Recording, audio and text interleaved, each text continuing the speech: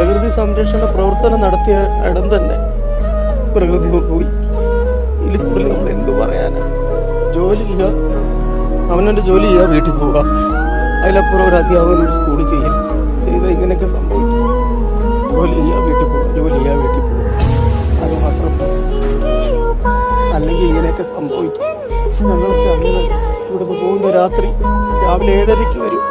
കേരളത്തിൽ എവിടെയെങ്കിലും 7:30 പഠിത്തം തുടങ്ങുന്ന സ്കൂളുണ്ടോ? ഇവിടെ ഒക്കെ ഇരുന്നാ ഞങ്ങൾ പഠിപ്പിക്കുന്നത്. ഇവിടെ എല്ലാം ഇരുന്ന് പഠിപ്പിക്കും. മക്കളോട് പറയും, നിങ്ങൾ ലോകത്തിലെ ഏറ്റവും ഭാഗ്യം ചെയ്ത മക്കളാണ്. ഈ പുഴയോരത്ത് ഇരുന്ന് പഠിക്കാനുള്ള ഭാഗ്യം ലോകത്താർക്കാ കിട്ടുക?